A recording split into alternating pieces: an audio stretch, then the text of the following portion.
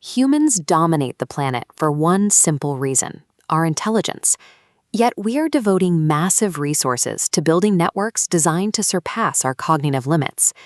Geoffrey Hinton, a godfather of AI, calculates a 10% to 20% chance the technology leads to human extinction within the next 3 decades. Hinton warns that the pace of change is moving much faster than he previously anticipated. In his view, comparing our current intelligence to future AI systems is like comparing a 3-year-old child to a grown adult. This is already shifting from theory to infrastructure. The 2026 International AI Safety Report shows that nearly 1 billion people now use AI daily, with systems matching or exceeding expert performance in high-stakes fields like medicine and software development. With these systems now embedded in our diagnostic clinics and our electrical grids, the question is no longer when this technology will arrive, but how much autonomy we are prepared to hand over. Many fear an intelligence explosion, where an AI system improves its internal architecture, leading to an exponential capability increase that outpaces human oversight.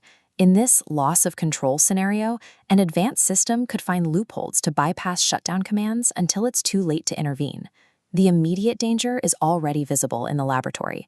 Specialized AI models can now synthesize vast amounts of biological data, lowering the technical barriers for a novice to design or troubleshoot chemical and biological weapons.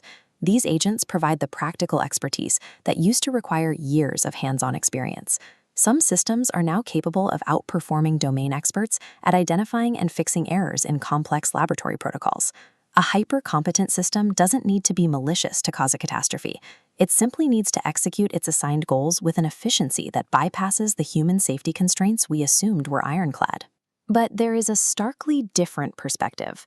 For many technologists, the arrival of artificial general intelligence represents our greatest opportunity to solve the most difficult problems in human history. Ray Kurzweil predicts a singularity, where human and machine intelligence merge, allowing us to transcend our biological limitations rather than be destroyed by them. In this view, AI accelerates drug discovery to cure terminal diseases and optimizes global energy grids to provide a near-infinite supply of clean power, achieving goals that are currently physically impossible for human teams alone. If superintelligence automates food, our housing, and our healthcare, the marginal cost of living could drop towards zero, creating an era of widespread material abundance. The same rapid acceleration that theorists like Hinton fear is also the only mechanism powerful enough to potentially create a post-scarcity world. While these extremes dominate the headlines, institutions like Stanford AII are calling for a reality check. They argue that we are moving out of the era of hype and into a period where actual utility must be measured with scientific rigor. Critics like Gary Marcus point out that doomsday scenarios often lack a clear causal mechanism.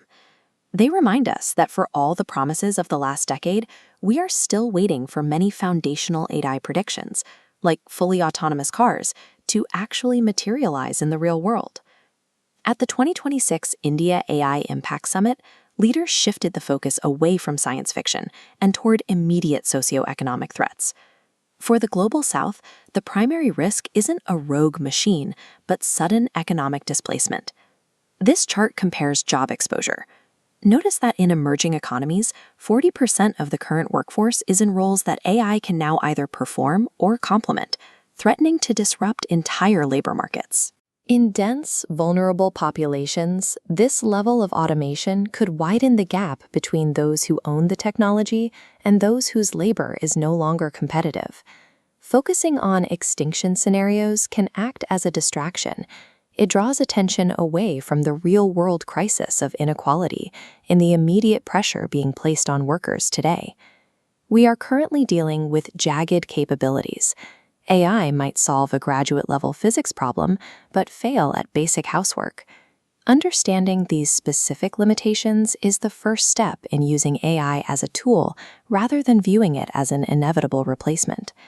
To prevent a handful of companies from concentrating this power, experts are demanding open-weight models.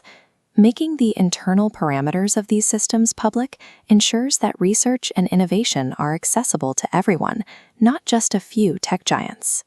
To measure the actual risk we face, The International Institute for Management Development maintains the AI Safety Clock, a metric that tracks how close we are to uncontrolled superintelligence. As of March 2026, the clock has reached 18 minutes to midnight. Humans remain the architects of this technology. The transparency requirements and regulatory frameworks we establish now will determine whether we retain control over the systems we are bringing into the world.